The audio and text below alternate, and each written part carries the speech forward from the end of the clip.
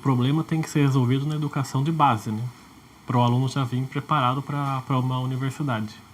Sim, e outra coisa também, Rodrigo, eu acho que em relação ao professor, ele tem que fazer a meia-culpa e ter crítica também. Eu acho que o trabalho do professor ele tem que ser muito temporário. Então, haja assim, num determinado período da minha vida, quando eu tinha 30 anos, estava lá na faculdade, estava falando a linguagem dos jovens. Isso facilitava muito, aproximava. Só que a partir do momento que algumas coisas mudaram na minha vida particular e eu também precisei ter outro regime de dedicação no Ministério Público, eu não poderia chegar na classe e dar 50%. Ou chegar lá e falasse alguma coisa que não fizesse parte da realidade deles.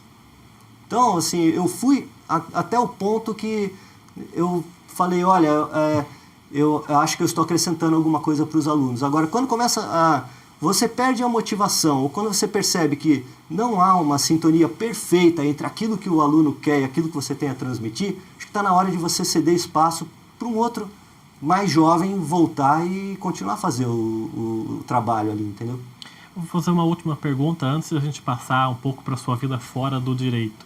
Quais são as suas referências nesse mundo do direito? As pessoas que o senhor mais admira? Que o senhor possa falar aqui para a gente. Bom, sem dúvida nenhuma, em primeiro lugar, o meu pai, né, devido a esse trabalho que a gente já falou, que ele fez. E tem um juiz aqui em Jacareí que, para mim, é uma referência pessoal muito importante. É o Dr. Paulo Roberto Sictosi, do Juizado Especial Civil e Criminal.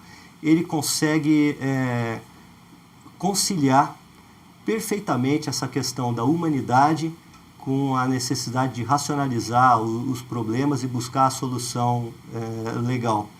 E, acima de tudo, é uma pessoa humana que transmite todos esses valores positivos que ele tem para o contato com os demais profissionais, seja para puxar a orelha, seja para falar bem, ter um bom relacionamento, porque tem hora que tem desgaste também, né? E principalmente, ele põe muito amor nas decisões que ele toma. Então a gente vê, olha, não tem nada mais inspirador do que verificar o trabalho de um juiz que prima pela justiça. Isso é muito bonito.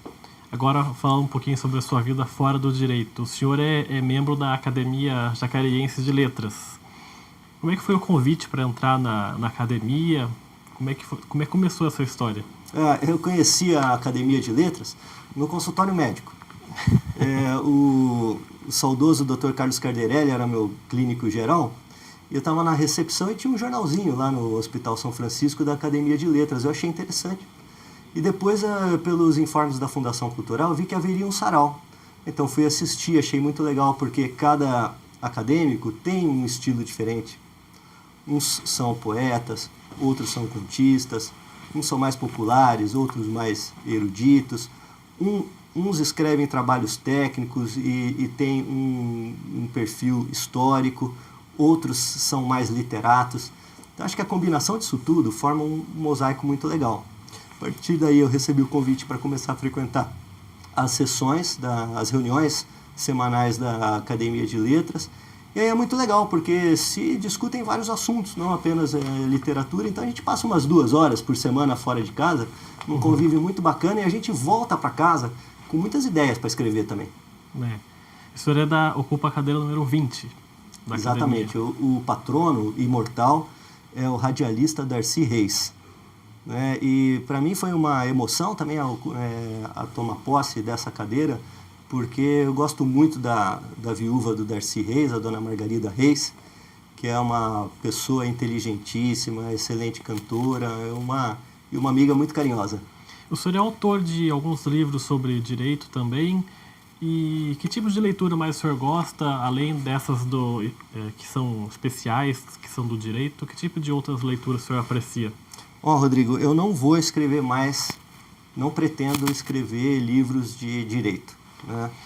Eu pretendo escrever um livro de memórias, contando um pouco mais aí da minha infância, fazendo algum link aí com a vida do meu filho também, buscar alguma coisa de ficção. Eu tenho vários projetos aí para ler. Agora, de leitura, Eu gosto bastante de livros atuais, sabe? Mas eu tenho uma predileção bem grande por livros da segunda metade do século XIX. Quando inicia a fase realista, tanto no exterior com Dostoiévski, Balzac, como no Brasil com Aloysio Azevedo, Machado de Assis, acho que ali a gente tem assim a fase psicológica mais densa da literatura, onde eles misturam uma comédia bastante sutil, com algumas críticas sociais e principalmente dramas psicológicos bem intrincados. Acho assim livros riquíssimos e que, enfim, a população tem um pouco mais de dificuldade para esse tipo de leitura, né, em geral. Mas eu gosto muito de dicionário. A gente põe o dicionário ali do lado, começa a anotar palavras. Eu tenho um caderninho só de palavras difíceis, onde eu vou anotando e tal. É um trabalho gostoso de fazer e é um passatempo delicioso. E um outro ponto também da sua carreira, que não sei se as pessoas também sabem, que o senhor é ator. O senhor participou de 2 filmes do Steve Sico, que foi dirigido pelo Vinícius, o Vini Trash. Como é que foi esse convite e por que o senhor aceitou participar desses filmes? Olha, eu brinco que tem 2 filmes que marcaram minha vida, né? Um foi o Poderoso Chefão e o outro foi o Steve Sico, né? Claro que por motivos diferentes, né? Eu acho que é uma oportunidade legal assim, de descontrair, fazer uma atividade diferente da seriedade da promotoria no dia a dia. E em outro ponto também, eu acho que somando o trabalho da promotoria, porque é natural, né, que as pessoas me conhecem como promotor de justiça, somando esse papel ao trabalho do diretor local, a gente está incentivando a cultura também, né? Então, e o Vinícius, ele tem uma proposta que eu acho muito válida e humilde, que a gente precisa começar a fazer para começar a fazer cada vez melhor. Você nunca vai fazer alguma obra pretensiosa ou realmente bem feita se você não fizer experimentações, né? Não buscar.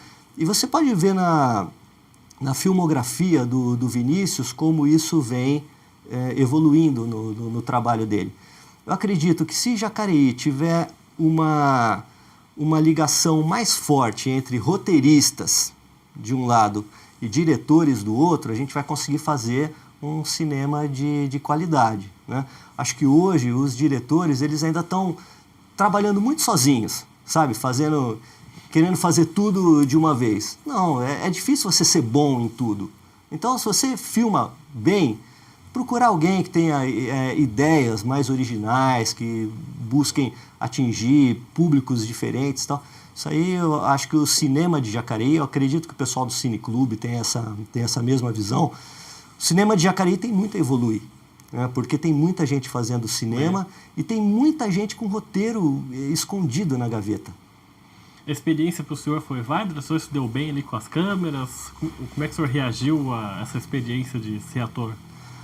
Como o Vinícius ia preparando testes de edição para os atores assistirem, então com o tempo a gente foi vendo que estava precisando melhorar. Eu senti assim, nas cenas iniciais, que ele gravou mais ou menos na ordem lógica do filme. Então as tomadas foram feitas mais ou menos na ordem dos filmes, no primeiro filme.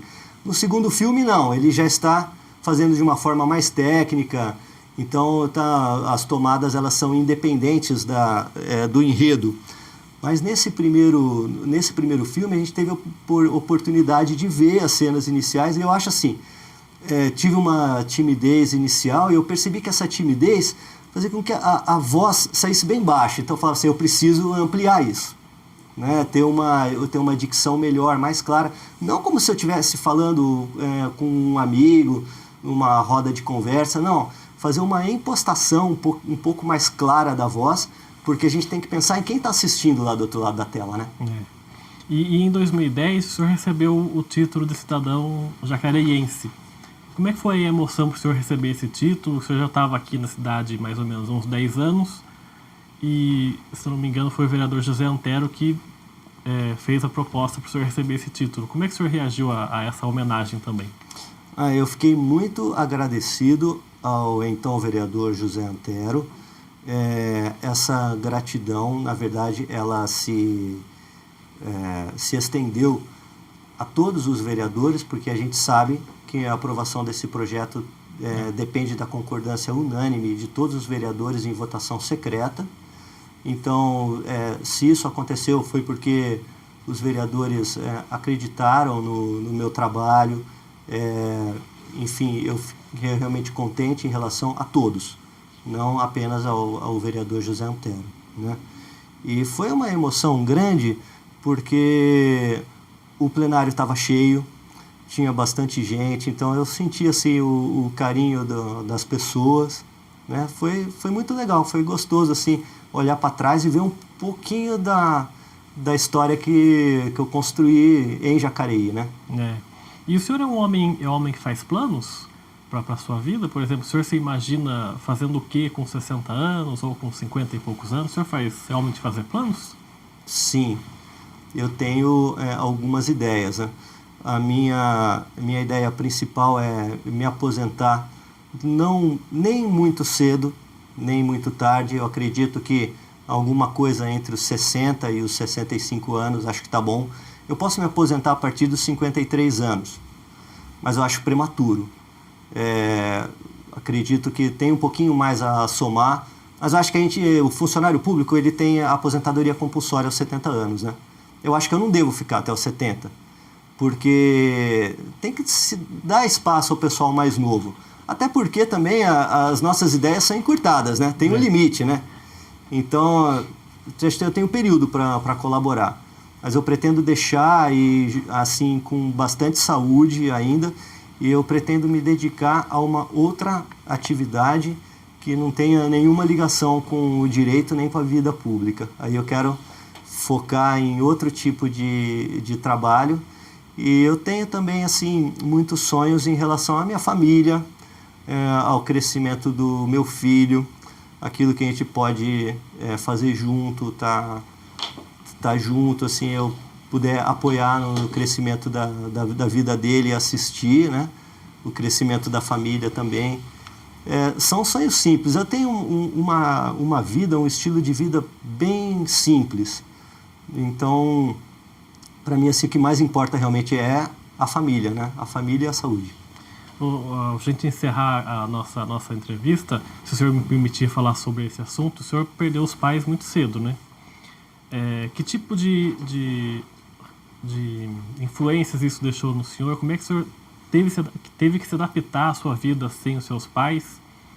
E uma segunda pergunta, se o senhor agora está, entre aspas, descontando essa falta que seus pais têm para o senhor, agora ficando muito ao lado do seu filho, agora que o senhor tem um filho pequeno.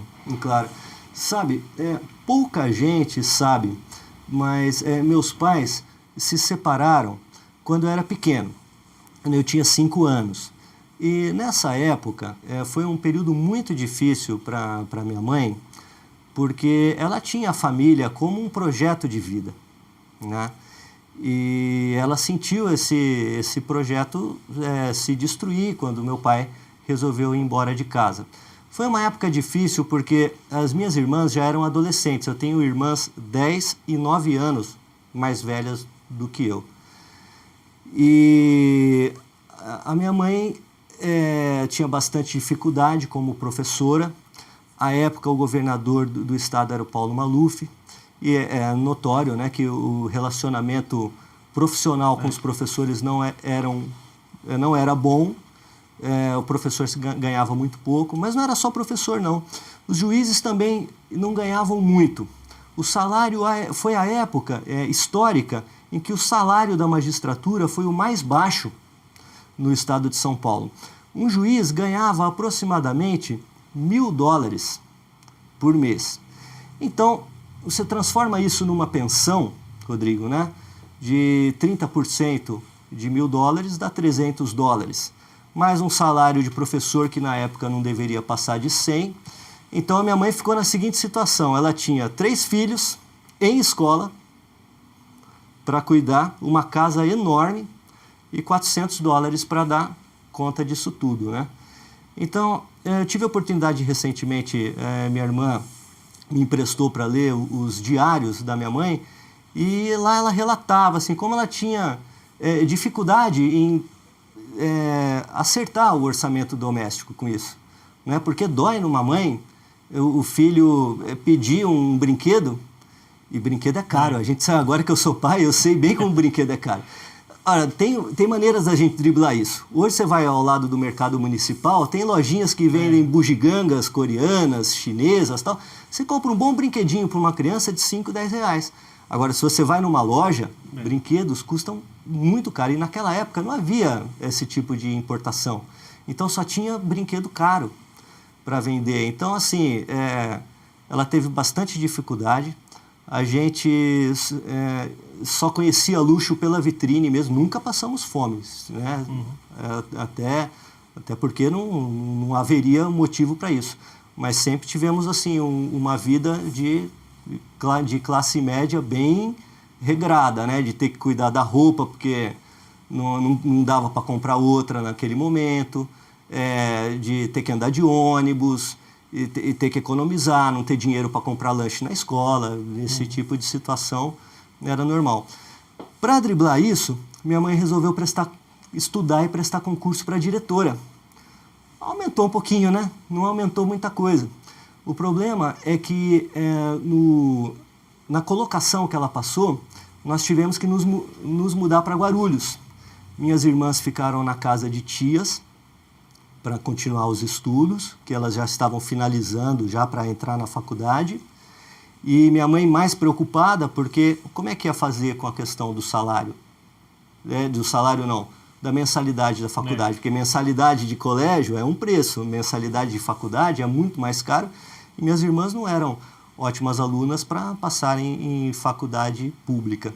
Então ela sabia que ainda viria mais mensalidade de faculdade. Então prestou concurso para diretora, e nós nos mudamos para Guarulhos. Alugamos a casa de São José do Rio Preto, e com o dinheiro desse aluguel se pagava um aluguel de um apartamentozinho de 2 quartos em Guarulhos. Ela dirigia uma escola que ficava no bairro dos Pimentas, que é um subúrbio de Guarulhos, um lugar muito pobre. A escola não tinha nem nome. Hoje a escola tem o nome dela, porque ela foi a primeira diretora, né? E a escola não tinha muro, não era de alvenaria, e ela assim saía cedo, voltava à tarde, né? Mas ela fazia de tudo assim para... Bom, eu estudava no melhor colégio lá de Guarulhos, então o sacrifício era bem feito para poder dar o melhor para a gente, né? Então o que eu aprendi dessa época, Rodrigo, é o seguinte, que a gente tem que dar valor, né, nas coisas para evitar o desperdício. Eu não sou pão duro de forma nenhuma, mas em casa eu não deixo TV ligada, luz acesa do lado de fora, graças a Deus tenho uma condição de vida muito boa hoje, mas não é por isso que a gente não vai valorizar aquelas coisas que a gente aprendeu na infância, porque diz um educador polonês chamado Janusz Korczak, que fala o seguinte: os anos de nossa infância são os anos verdadeiros de nossa vida, são anos de uma vida verdadeira. Então aqui, assim, isso marca muito a gente, né? Depois, quando minha mãe morreu, eu tinha 11 anos, e fui morar com o meu pai, para mim foi como se a vida mudasse completamente daquele momento para o outro, porque como minha mãe vivia uma relação conflituosa com meu pai, o nosso relacionamento era assim, de encontros semanais. E a partir daí, eu fui morar na casa dele, não sabia qual era o estilo de vida dele, porque quando a gente morava junto anteriormente, eu era muito pequeno e ele foi ficando cada vez mais distante de casa até o momento da separação. Então eu cheguei lá, tive que me adaptar completamente a um outro estilo de vida, né? E nesse primeiro momento eu senti bastante solidão, sabe? Mas foi aí que eu peguei o hábito da leitura. Eu estudava na época num colégio de estado. Estudei 2 anos numa escola pública, né? E lá tinha uma biblioteca, e assim, para não fazer nada, porque infelizmente já naquela época a escola de estado não primava pela boa educação, não tinha muitas aulas, muitos professores faltavam, abonavam com atestado, essas coisas. Então eu ia lá para a biblioteca, pegava um livro e eu acho que ia vivenciando, tentando passar aquele momento de transição, ali nos livros, lia um livro atrás do outro, peguei gosto pela leitura, foi legal. Depois meu pai assim impôs também um estilo de vida bastante austero, porque ele acreditava que a gente precisava ser temperado em algumas dificuldades para depois estar bem preparado para a vida lá fora, né? Então, assim, de qualquer maneira, eu acho que foi bem válido, mas o mais importante, Rodrigo, diante de todas as dificuldades familiares que a gente passou, percebo que nunca faltou amor, sabe? Tanto por parte das minhas irmãs, nós éramos muito unidos, mesmo quando não estávamos juntos, como por parte da minha mãe, que sempre assim, foi uma pessoa dedicadíssima à família. Meu pai também, acho que quando foi chamado à responsabilidade por ocasião da morte da minha mãe, ele fez papel de pai e mãe, né? Então, eu acho que tudo acabou dando certo porque nunca faltou o mais importante diante dos problemas, que era o amor. E hoje o senhor vê o seu pai um pouco no senhor, no relacionamento que o senhor tem com o seu filho? Ou não, não tem nada a ver? É curioso isso, né? Claro, tem assim, eu acho que a gente tem que aproveitar, porque temos defeitos, né? Isso é certo. Minha mãe tinha os dela, meu pai também, eu tenho os meus, meu filho com certeza vai ter motivos para se queixar em relação a mim, mas a gente tem que buscar na lembrança aquilo que a gente tem de melhor do pai e da mãe e poder aplicar isso ao filho, né? Então, assim, hoje meu filho está muito pequeno, ele não tem 2 anos ainda, né? Então, eu lembro muito daquele amor da minha mãe, procuro transmitir isso a ele, né? E também procurando dar aquela orientação que meu pai me deu, né? Mas acho que isso aí é uma coisa que ele vai entender mais num segundo momento, né? E levar isso para ele, né? Mas ele é muito mais feliz, né? Não tem dúvida nenhuma, por ter uma família mais estruturada, não passar por esses problemas, né? Que eu e minhas irmãs nós vivenciamos. E eu fico muito realizado. E falo, olha, tem uma coisa que eu fazia quando era pequeno, quando meu pai chegava em casa na hora do almoço, e eu saía correndo pela sala, assim, abraçava ele na porta. Eu lembro bem disso, apesar de ser muito pequeno. E, nossa, quando a gente chega em casa e vê um filho correndo em direção a gente, e é muito gostoso. Eu falo, é gostoso como filho, pular no colo do pai. Mas como o pai recebeu o filho, é muito melhor. É muito mais gostoso. Aquece o coração da gente, assim, é uma loucura indescritível. Eu fico muito mais feliz de ver assim que ele vivencia isso com mais alegria até do que eu. Tá certo, promotor José Luiz Bedinarski. Obrigado pela sua presença aqui, parabéns pela carreira, obrigado pela sua entrevista. Rodrigo, eu agradeço o convite, para mim foi uma honra ter participado. Obrigado. O programa Gente em Destaque fica por aqui, a gente volta numa próxima oportunidade. Até lá!